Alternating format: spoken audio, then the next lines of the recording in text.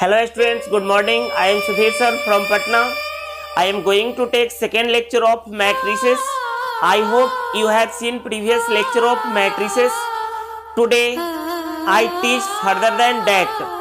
तो देखिए सबसे पहले आज हम आपको पढ़ाएंगे टाइप्स ऑफ मैट्रिसेस। तो टाइप्स ऑफ मैट्रिसेस में सबसे पहले जानिए रो मैट्रिक्स क्या होता है। तो row matrix, if a matrix has only one row then it is called row matrix. ऐसा मैट्रिक्स जिसमें केवल कितना एक रो हो उसको रो मैट्रिक्स बोलते हैं। जैसे में देखिए आप यहाँ पे 2 3 5, इसमें कै गो रो है? एक ही रो है। बी कोई मैट्रिक्स है 7 9, इसमें भी कै गो रो है? एक रो।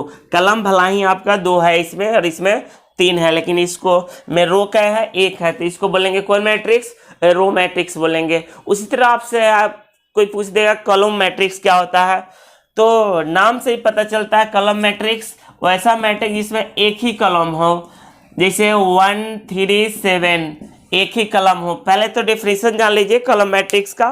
If a matrix has only one column then it is called column matrix. जैसे देखिए इसमें एक ही कॉलम है तो ए हो गया कॉलम मैट्रिक्स।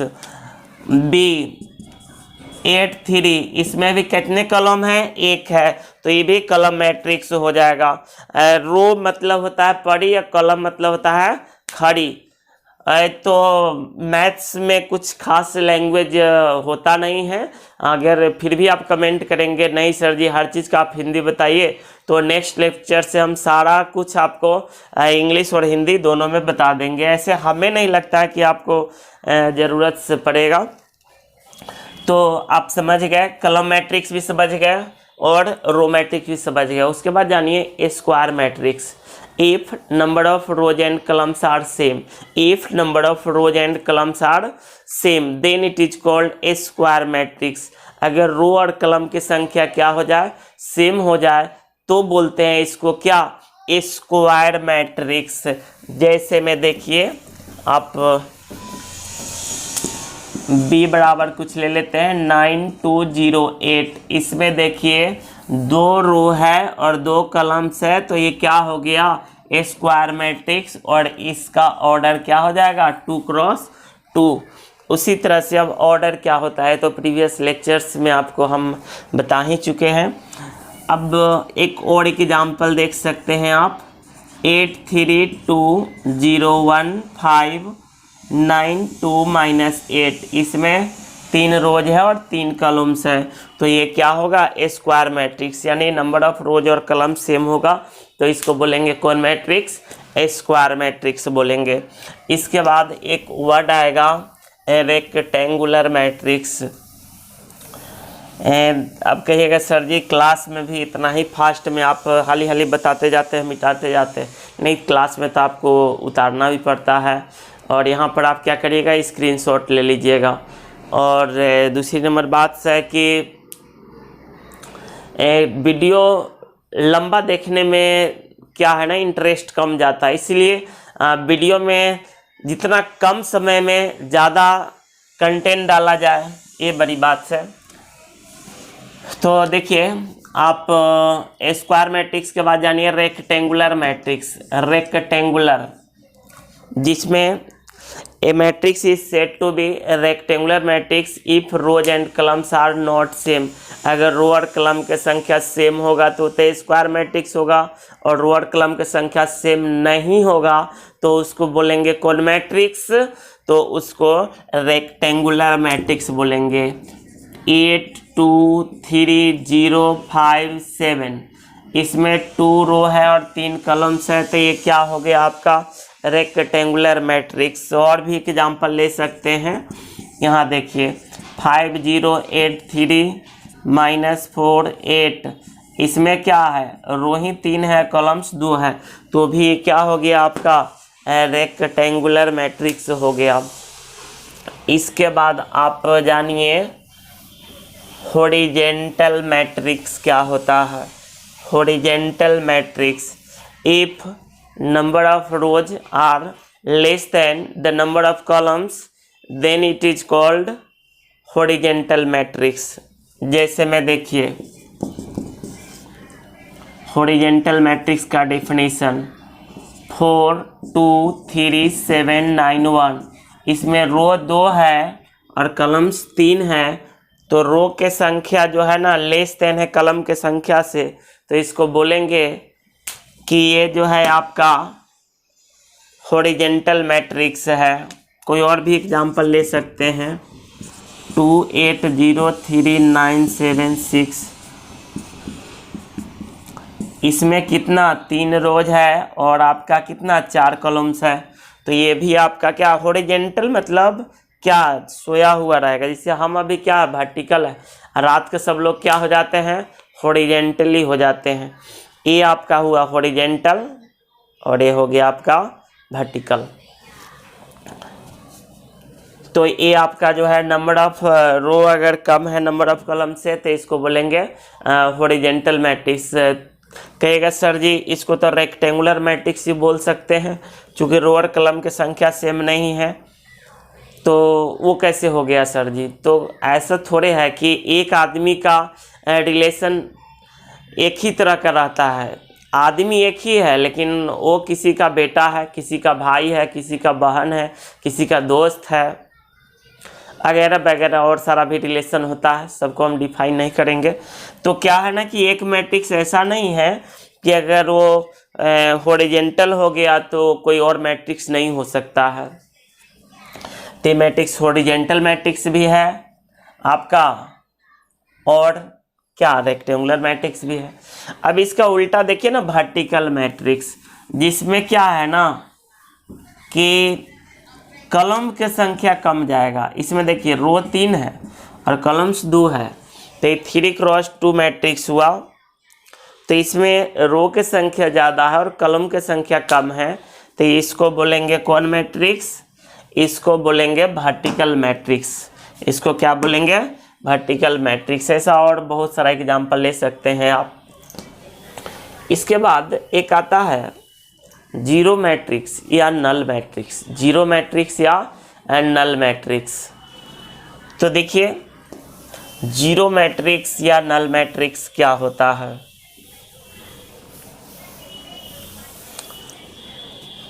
तो if all the elements of a given matrix are zero, if all the elements of a given matrix are zero, then it is called zero matrix। अगर किसी मैट्रिक्स का सारा एलिमेंट्स क्या हो जाए जीरो हो जाए, तो उसको बोलते हैं क्या जीरो मैट्रिक्स या नल मैट्रिक्स। जैसे में देखिए आप 0 0 0, तो ये जीरो मैट्रिक्स है। कुछ भी नाम दे दीजिए, इसका नाम मान लीजिए ए दे देते हैं, बी दे देते हैं, 0 0 0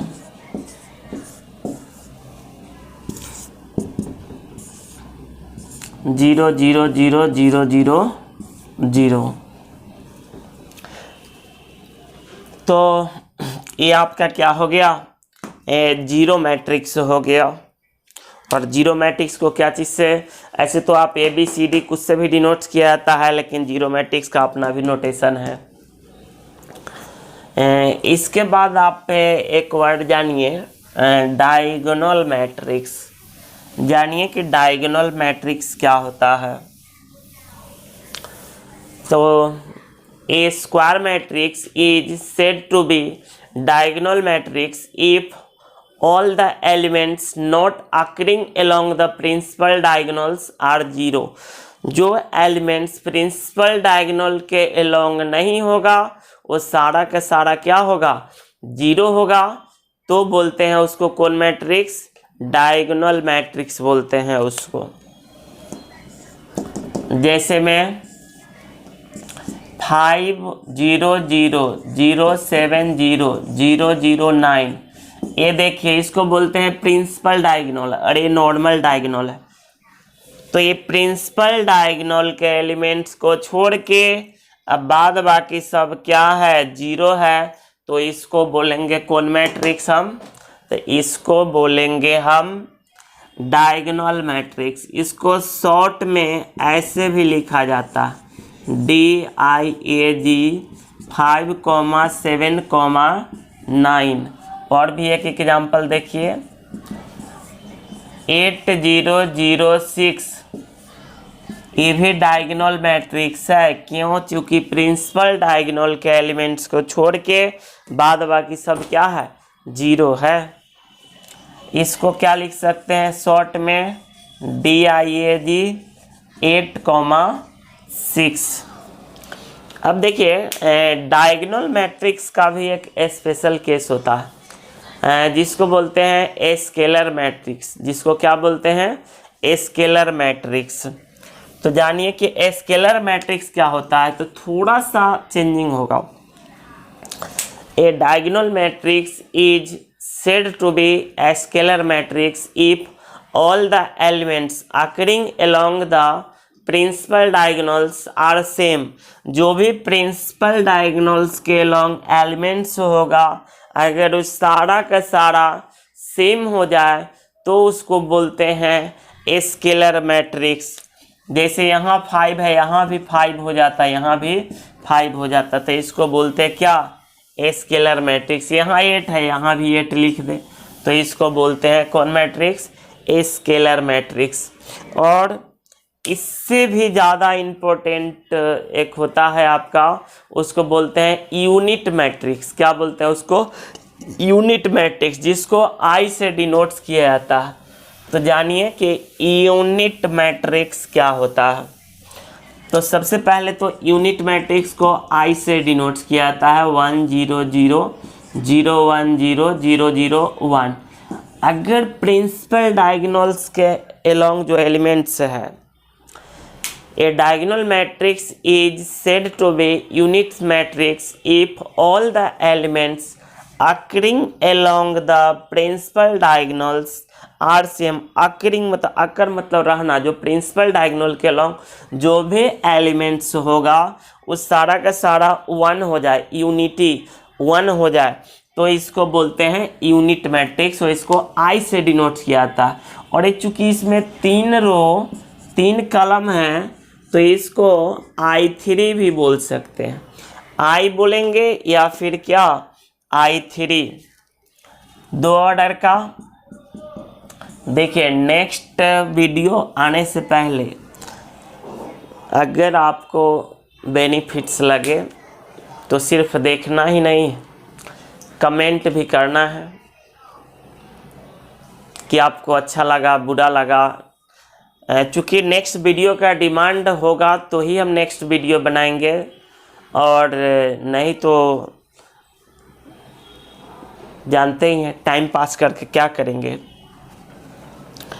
तो आपको अगर वीडियो से बेनिफिट्स हो तो आप कमेंट करिए, और बेनिफिट्स ना हो तो भी कमेंट करिए। देखिए यूनिट मैट्रिक्स I 1 0 0 1, तो ये I या फिर इसको हम ना I या दो ऑर्डर के है तो I2 भी लिख सकते हैं।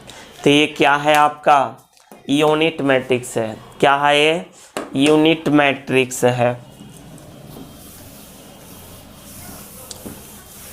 ऑफलाइन ऑनलाइन दोनों में एडमिशन चल रहा है। फाउंडेशंस बैच को भी बैठकर टाइम पास करने के लिए नहीं कहिए। जो ज्वाइन नहीं किए हैं ज्वाइन कर लेंगे, उनका पढ़ाई अभी से चालू रहेगा। क्योंकि एग्ज़ाम तो टाइम पर लेगा ही, चाहे लॉकडाउन कितना दिन का भी लगा ले। चलिए अब आगे देखिए एडिशन ऑफ मैट्रिसेज।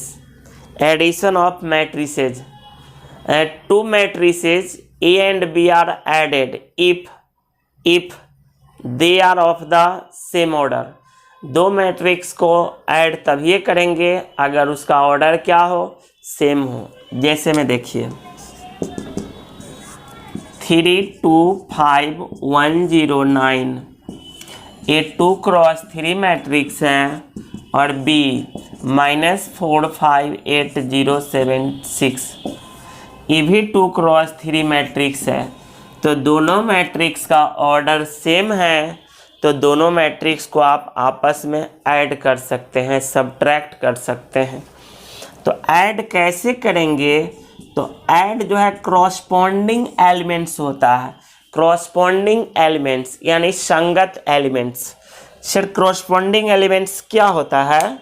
अरे देखिए ना, यहाँ पर 3 है तो इस मैट्रिक्स में इसके पोजीशन पर क्या है -4, तो इसको ऐड करिए। 3 में से 4 घटा दीजिए -1, 2 में 5 जोड़िए कितना आ जाएगा 7, 5 + 8 13, 1 + 0 1, 0 + 7 7, 9 + 6 15। तो आप ए में बी को जोड़ लिए। इसी तरह आप ए में बी को घटा सकते हैं और घटा कर आप खुद लिख लीजिएगा। ए में से बी को घटाइएगा तो फिर उसी तरह करस्पॉन्डिंग एलिमेंट्स क्या होगा, घटेगा। उसके बाद एक और प्रॉपर्टी जानिए कि अगर किसी मैट्रिक्स में किसी नंबर से मल्टीप्लाई करना पड़े तो कैसे होता है। जैसे में देखिए कोई मैट्रिक्स ए है, A1 B1 C1 A2 B2 C2 A3 B3 C3। अगर मान लीजिए कि आपको इसमें K से मल्टीप्लाई करना पड़े तो इसके ना प्रत्येक एलिमेंट्स में मल्टीप्लाई करेंगे। इसके आप जो है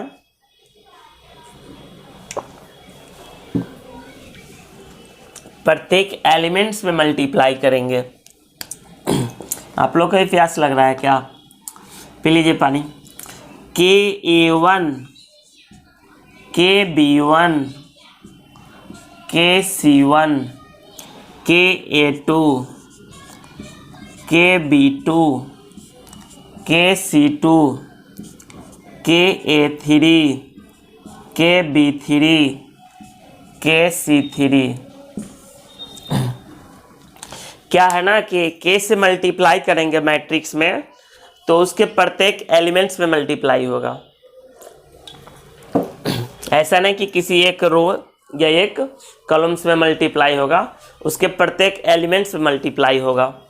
लेकिन डिटर्मिनेंट में ऐसा नहीं है, आगे पढ़िएगा, उसमें केवल एक रो या एक कॉलम्स में मल्टीप्लाई होगा, एक रो या एक कॉलम में ही मल्टीप्लाई होगा डिटर्मिनेंट्स में।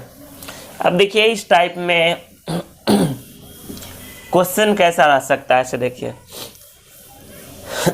अभी हाइलाइट्स है, फिर बारी बारी से क्वेश्चन आएगा। 2 3 4 7 और बी कोई मैट्रिक्स है 8 9 0 4। आपको कोई कह दिया कि 2a - 5b का वैल्यू निकालिए, तो कैसे निकालेंगे। तो मैट्रिक्स ए में 2 से मल्टीप्लाई करिए तो 4 6 8 14। बी में 5 से मल्टीप्लाई करिए तो 8 × 5 = 40, 9 × 5 = 45, 0, 4 × 5 = 20। अब घटाइए इसको तो 4 में से 40 घटेगा -36, 6 में से 45 घटेगा -39 और 8 में से 0 घटाइएगा तो 8 रहेगा और 14 में से 20 घटाइएगा तो क्या होगा -6। 14 में से 20 घटाइएगा -6। इसके बाद एक वर्ड आएगा इक्वलिटी ऑफ मैट्रिसेस, मतलब दो मैट्रिसेस इक्वल कब कहलाएगा। तो 2 matrices A and B are said to be equal if they are of the same order and their corresponding elements are same. They are of the same order and their corresponding elements are same. यानी order भी same हो और संगत elements भी क्या होना चाहिए, same होना चाहिए। जैसे में देखिए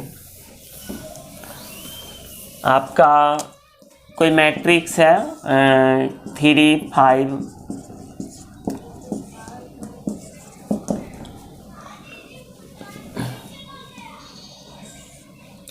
3 5 2 9 0 1। अब देखिए